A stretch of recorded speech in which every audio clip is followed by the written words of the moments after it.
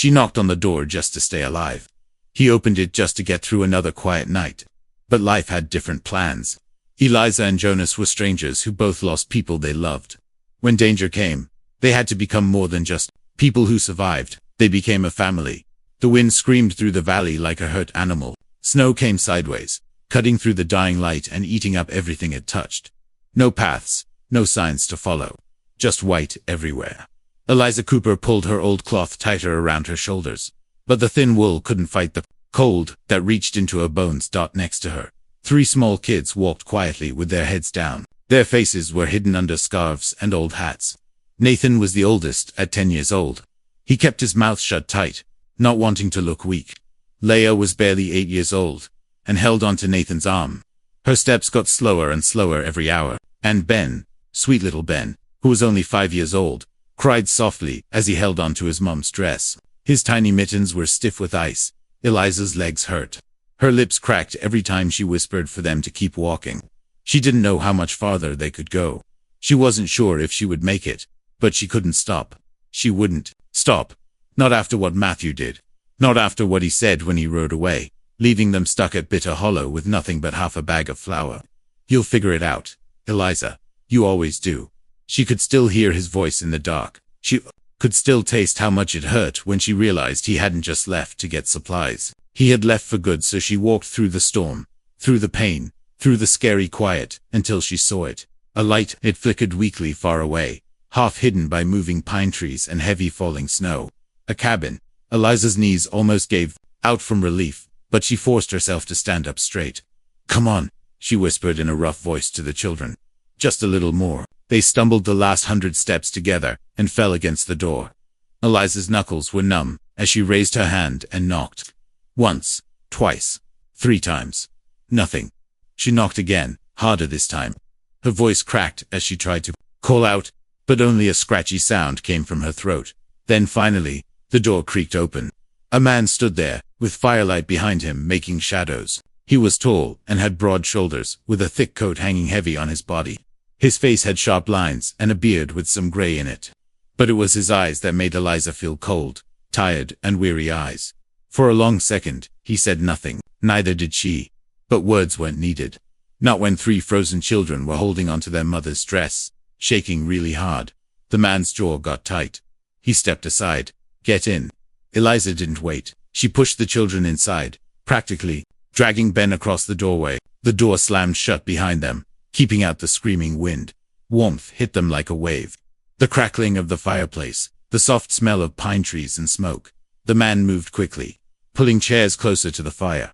Sit, get warm. Eliza did what he said, unwrapping scarves and taking off stiff coats from her children's tiny bodies. Nathan helped Leia by rubbing her arms while Ben buried himself in Eliza's lap. The man went to another room and came back with thick blankets and a kettle. Drink, he said, pouring hot water into cracked mugs. It's not much, but it's better than the cold. Eliza took the cup gratefully, wrapping her numb fingers around it as she looked at the man who was helping them. He moved like someone who didn't like having company. Everything about him, from how he set his jaw to how his boots hit the floor, said he liked being alone. Still, he hadn't turned them away.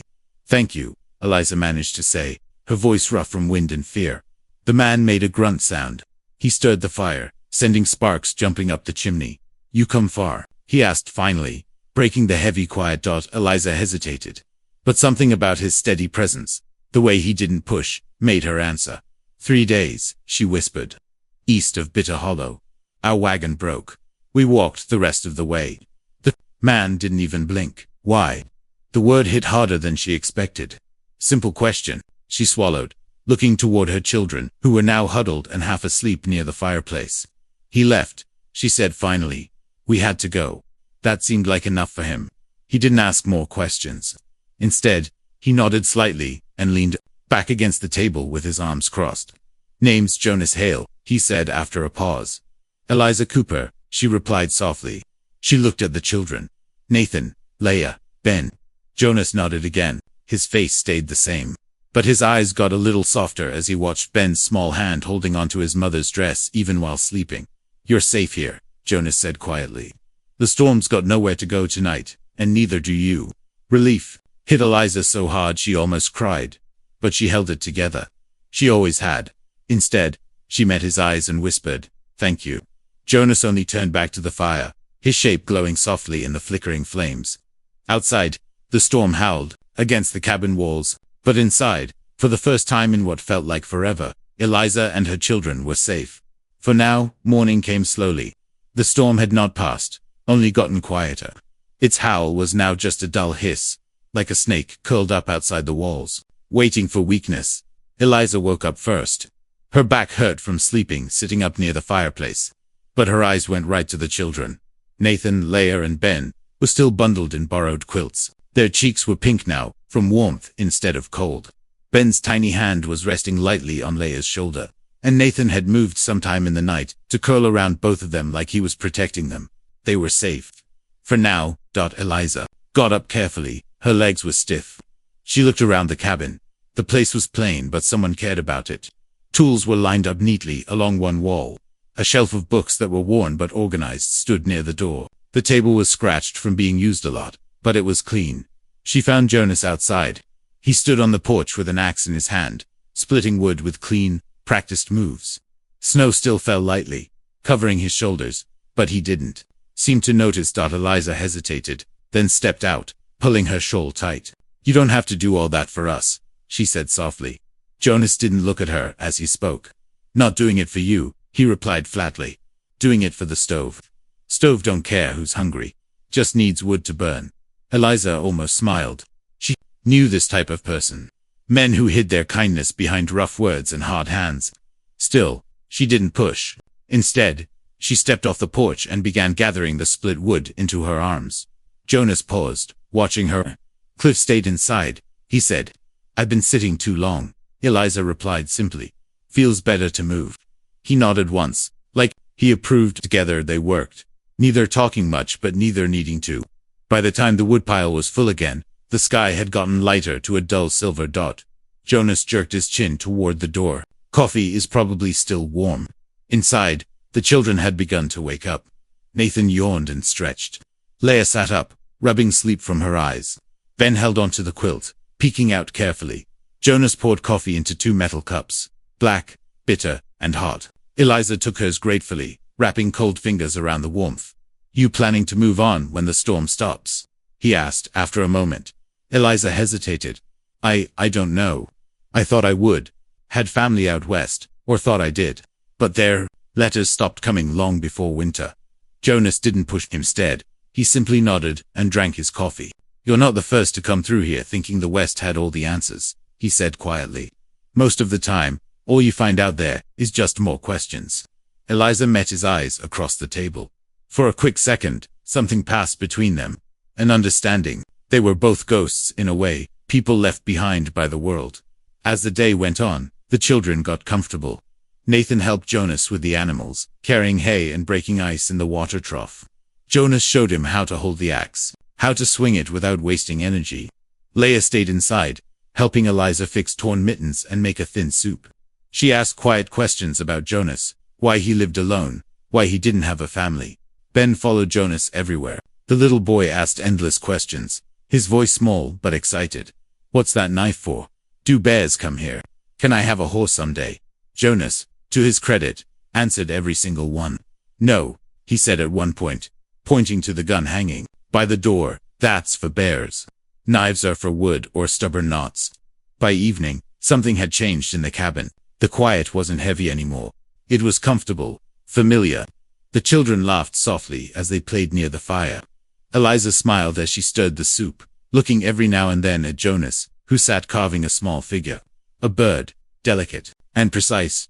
She noticed how his hands worked, slow and careful, like he was shaping more than just wood. "You carve well," she said quietly. Jonas looked up. Something to do when the wind won't stop howling. Eliza watched him a moment longer. "I think," she began carefully, "you're kinder than you let on." Jonas didn't smile. Not exactly.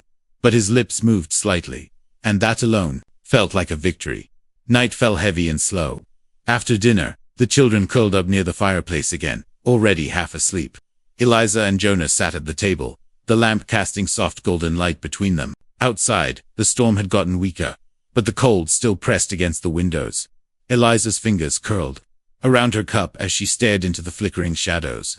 "Thank you," she said suddenly, her voice low but sure. Jonas raised an eyebrow. "For what? For letting us stay? For not asking too many questions?" Jonas looked away, his gaze settling on the sleeping children. "Didn't seem like you needed more questions," he murmured. "Seemed like you needed rest." Eliza felt something tight, loosen in her chest. "I did," she whispered. For a moment, silence settled again. Not heavy, not empty. Just easy. Jonas got up, stretching his broad shoulders. "Storm's breaking," he said. "Tomorrow you can head out if you want." Eliza nodded slowly, but something about the thought made her stomach twist. Head out. Go back. Into a world that had left her beaten and alone. Or stay. But that was a thought for another night. For now, they were safe. For now, the fire burned steady, and for the first time in a long time, Eliza Cooper let herself hope that maybe, just maybe, safety wasn't going to end after all. Morning broke with a pale, uncertain light. For the first time in days, the sky held no snow. It hung heavy and gray, but still, it was clear. The storm had passed. Jonas Hale stepped onto the porch, his boots crunching softly against the hardened snow. He could smell change in the air, not just spring trying to find its way through winter's grip, but something else. Inside, Eliza and the children were already moving around. Nathan was rolling up quilts, eager to help. Leia sat, braiding her doll's yarn hair, while humming softly. Ben followed Jonas everywhere that morning, asking about the animals, about the trees, about life beyond the snow. It felt normal, to normal. Jonas knew better than to trust normal. By noon, Eliza stood in the doorway, wiping her hands on her skirt, eyes turned toward the distant ridge where the trail disappeared into the pine trees. "Do you think it's safe now?" she asked softly. Jonas didn't answer right away. He set down his axe, wiping sweat and frost from his forehead. "Safe isn't something the land gives," he said after a beat. "But it's quiet. That counts for something." Eliza nodded, though doubt clouded her face. For a while, they worked side by side. Jonas fixed a fence rail that had cracked under heavy snow. Eliza swept out the cabin, humming gently as the children played nearby. Something about it felt settled, rooted, and that's when the sound came. Hoofbeats. Jonas heard them first, the steady, unhurried clip-clop of horses. Not running, not racing, just confident. He stepped out of the barn, eyes narrowing toward the trail. A rider came out of the tree line, tall, lean, and dressed in a dark wool coat, too fine for this part of the country. Another followed, then a third. The first man removed his hat, showing slicked back hair and a smug, familiar smile. Jonas knew his type instantly. Not a drifter, not an outlaw, something worse. A man who thought law and power were his by right. "Afternoon," the man called, his voice smooth as creek stones. Jonas didn't reply. Behind him, he heard the cabin door creak open. Eliza stepped out, wiping her hands on her apron without thinking. She saw the men and froze. Her face went pale. "Matthew," she breathed. Jonas didn't need to ask. He knew. The man got off his horse slowly, confidently, boots sinking into snow and mud. He pulled his gloves off with casual cruelty. "Hello, Elisa," Matthew Crowley drawled. "Been a long road finding you." Eliza stepped closer to Jonas without thinking, placing herself between Matthew and her children. "What are you doing here?" Her voice was thin but steady. Matthew's smile got wider, though it didn't reach his eyes. "Come now. No welcome for your husband. You stopped being that when you left us to die in Bitter Hollow." Matthew made a clicking sound with his tongue, shaking his head like a parent scolding a stubborn child. "Come now, darling. Let's not make this dramatic. I've had time to think, to reflect. It's clear you and the children need proper care. Structure, a man's hand to guide things." Jonas got tense, his jaw tightening. "This isn't your place," he said flatly. Matthew's gaze slid lazily toward Jonas, sizing him up. "And you are the man whose roof they're under." Matthew chuckled, low and mean. "Well, isn't that convenient? Widow takes up with a stranger in the woods. Real wholesome." Jonas didn't flinch. "You left them to die." "I didn't." Matthew's charm cracked, his lips curling. "I'm here to reclaim what's mine. I've already spoken with the sheriff in Glenrock. I'm their father by blood and by law." Eliza's face crumbled slightly at that word law. Jonas could see the fear there, not for herself, but for her children. Matthew saw it too, and he pressed on. "I'll come back tomorrow," he said lightly, as if talking about the weather. "You can have tonight to say your goodbyes. But make no mistake, Eliza, they're leaving with me. Court's orders don't take kindly to women who run. He got back on his horse, nodding once to his men. The three turned and rode out, leaving churned snow and silence behind them. That night, the cabin was like a tomb of quiet dread. The children had heard everything. Nathan sat stiffly by the fireplace, trying not to look scared but failing. Leah held on to Eliza, asking quietly if they'd have to leave. Ben simply cried softly into his sister's lap. Eliza paced the small room, wringing her hands raw. "What am I going to do?" she whispered, her voice breaking. "He has the law. He has money. I can't fight that." Jonas sat at the table, staring hard at the flames. "You don't have to fight it alone," he said simply. Eliza stopped pacing, looking at him with red-rimmed eyes. "What do you mean?" Jonas leaned forward, his voice low and sure. "I've seen men like him before. They think paper and threats make them untouchable. But this place, this town, they've seen what you are, what you've done. You kept these children alive. You built something here." He stood slowly, shoulders square. "He's counting on scaring you quiet. But we won't be quiet, not tomorrow, not when he rides in expecting surrender." Eliza stared at him, tears clinging to her eyelashes. "And if he forces them to take the children?" Jonas didn't hesitate. "Then he'll have to take them from my hands." The fire crackled loudly, sending sparks flying. For a long moment, Eliza said nothing. Then slowly, she stepped forward, closer than she'd ever dared before. She reached out, her hand resting lightly on Jonas's arm. "You would do that for us." Jonas looked down at her hand, then back at her eyes. "For family," he said quietly. "I'd do more." Eliza didn't cry. Not this time. Instead, she nodded once, firm and certain. "Then we stand together." Outside, the cold wind whispered through the trees. But inside, two souls broken and rebuilt, had just drawn a line in the snow. And by morning, Matthew Crowley would find out exactly what that meant. Morning came sharper than a blade. The sun rose pale and cold, casting long shadows over the snow-covered hills. It should have felt like a new day, a day for thaw and promise. But for Eliza Cooper and Jonas Hale, it felt more like the eye of a coming storm. Matthew Crowley would be back. He said he'd return, and men like him didn't bluff. Not when pride and control were on the line. Inside the cabin, Eliza dressed her children carefully. Nathan was quiet, his jaw tight. Leah asked if they had to leave.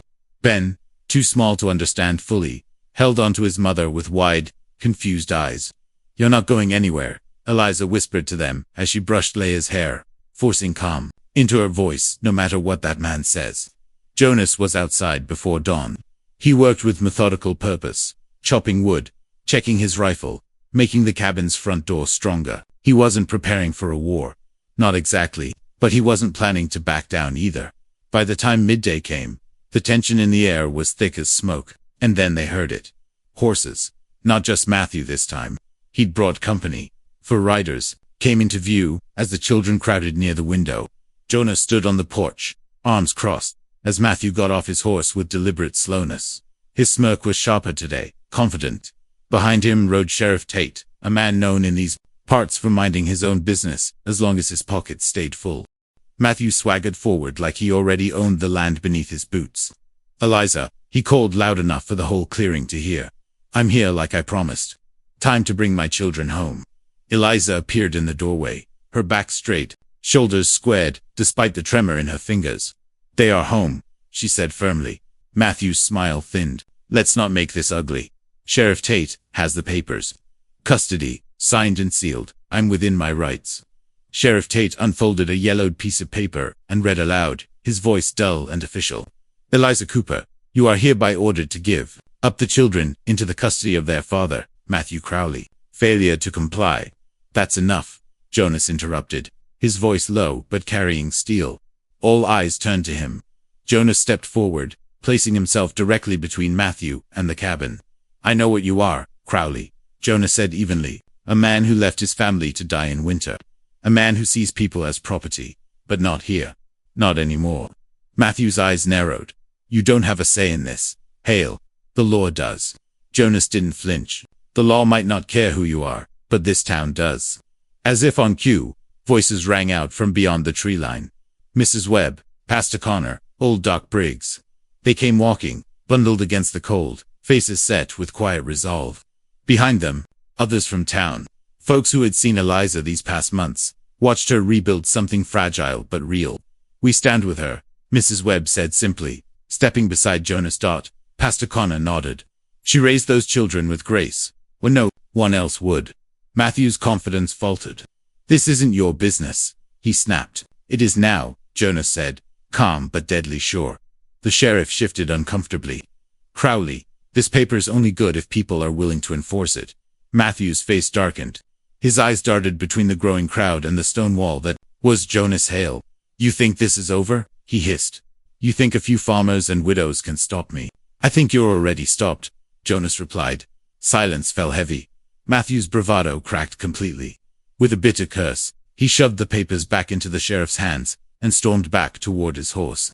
"This isn't the end," he called out over his shoulder. "No," Jonas agreed quietly. "It's the beginning." Matthew rode off, defeated but dangerous still. The sheriff hesitated, then followed, the lawman's posture sagging as he realized which way the wind now blew. The townspeople lingered, offering Eliza soft words and warm smiles before drifting back to their homes. They didn't celebrate. There was no need. They'd come when it mattered. That was enough. Inside the cabin, the tension broke like ice underfoot. Eliza stood by the window, watching the last riders disappear over the ridge. Her hands trembled, but not from fear. Jonas came up beside her, close enough that she could feel the warmth radiating from his chest. "He'll be back," she said softly. "Maybe," Jonas admitted. "But so will we. Every day, as long as it takes." She looked at him then, really looked. And something inside her cracked open, not in fear, but in relief. She stepped closer, her head resting lightly against his shoulder. "You didn't have to stand up for us," she whispered. Jonas turned slightly, his hand coming up to rest gently on her back. "I did," he said simply, "because you're not alone anymore." For a moment, they stood together in the fading afternoon light, not as savior and saved, not as strangers forced together by circumstance, but as something far more fragile and far more powerful: family. Outside, winter clung stubbornly to the edges of the land, but inside, beside the fire and amid the soft breathing of sleeping children, Eliza and Jonas stood steady against the storm. And for the first time in a long, long time, neither of them felt cold. The days that followed felt lighter, not because the threat had vanished. Matthew Crowley's shadow still lingered somewhere beyond the ridge, but because the worst had not come. The children were still here. Eliza was still here. And Jonas Hale, who had spent more winters than he could count alone in his cabin with nothing but wood shavings and silence for company, was no longer alone. Spring came slow but steady. The snow melted first along the edges of the cabin, forming thin streams that whispered past the porch. Buds broke through frozen soil, tiny splashes of green that Eliza paused to admire each morning. Inside, laughter returned like a song forgotten and found again. Nathan helped Jonas with repairs. Now the boy's hands, once soft and clumsy, grew sure as he drove nails and carried wood without needing to be asked. Jonas taught him how to tie knots and sharpen tools. Nathan soaked in every word, eager to prove himself. Leah and Ben spent hours near the creek, gathering smooth stones and weaving daisy chains. They followed Jonas into the woods one afternoon, and when they returned, Leah held up a small carving he'd made for her, a fox, delicate and curious. For Ben, Jonas carved a simple whistle. The boy ran through the yard, blowing sharp, happy notes until Eliza laughed so hard she had to sit down. That sound, her laugh, startled Jonas the first time he heard it. It had been so long since this cabin had echoed with something other than wind and creaking wood. One evening, Eliza stood by the fireplace, wiping flour from her hands after baking bread. Jonas sat nearby, sharpening his knife, though his eyes kept drifting toward her. The children were tucked in early, exhausted after chasing fireflies. A quiet hung between them, but it wasn't uncomfortable. It was expectant. Eliza finally broke it. "They're happy here," she said softly. Jonas nodded. "They should be." Eliza hesitated, then crossed the room, sitting down across from him. She leaned forward slightly, her voice quieter now. "But are you?" Jonas stopped working the blade. He set it down carefully, then met her gaze. For a long time he began, his voice rough with something tender. "This place was quiet, because I wanted it that way. I thought better to be alone than carry what I lost." Eliza's eyes softened, and she didn't interrupt.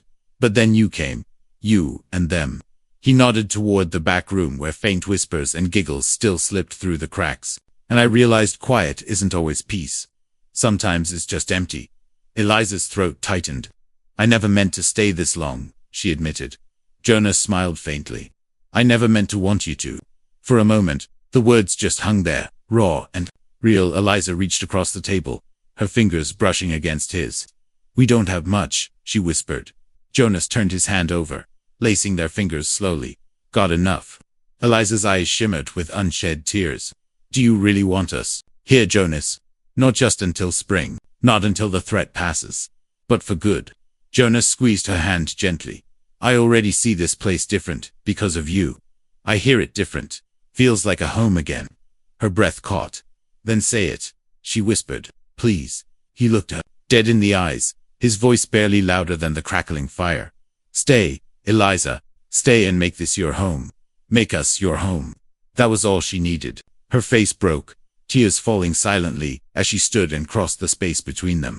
Jonas rose too, and before either could say more, Eliza pressed her forehead to his chest, her arms sliding around him tightly.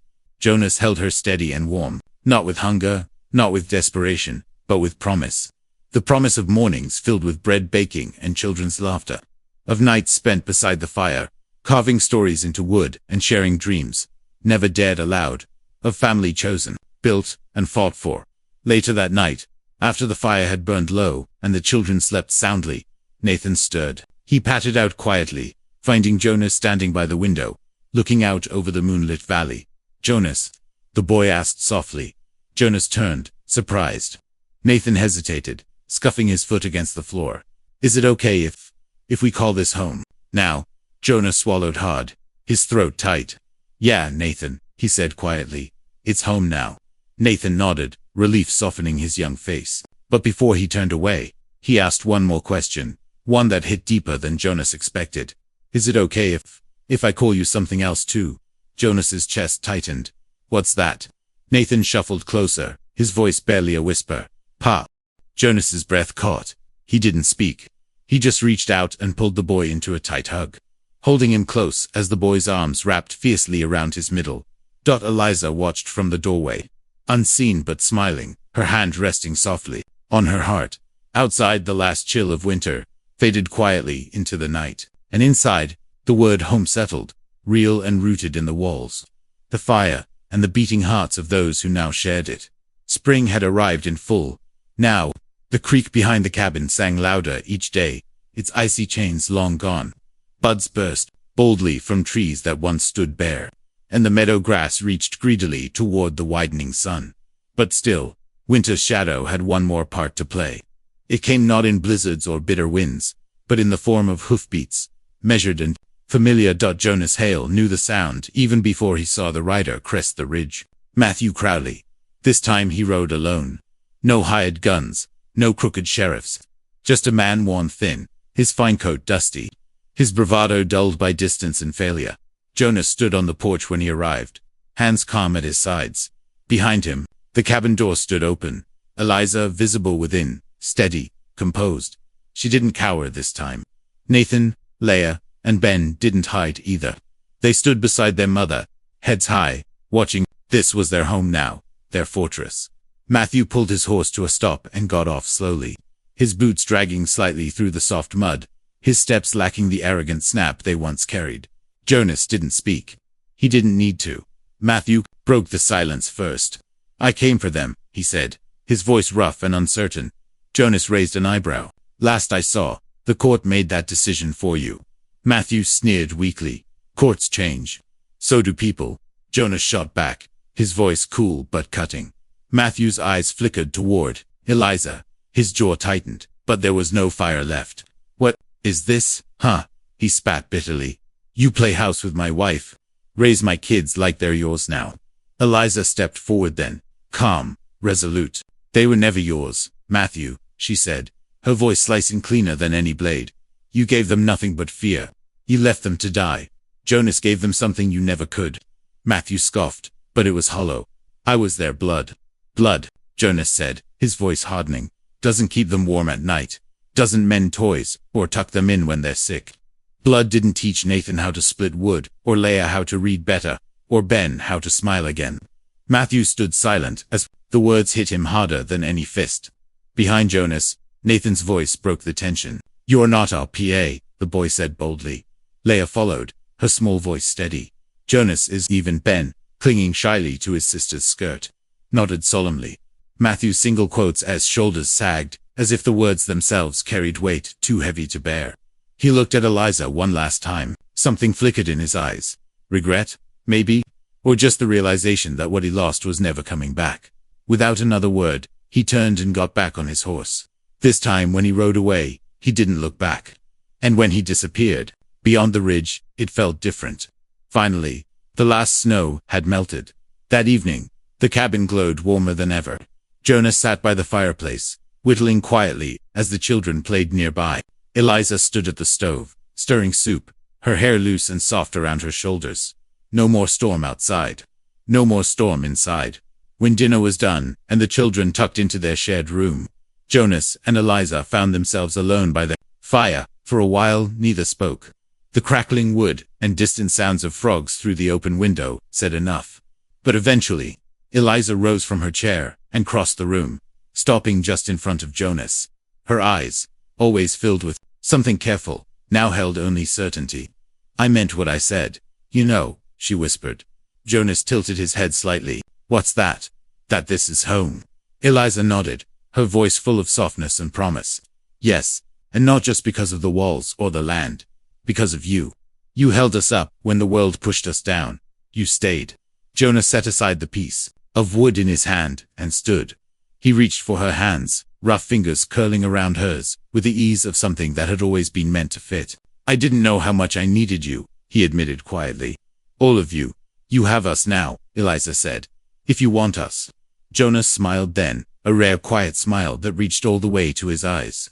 "I want everything you bring through that door. Every morning. Even the noise. Especially the noise." Eliza leaned up, pressing her lips softly to his.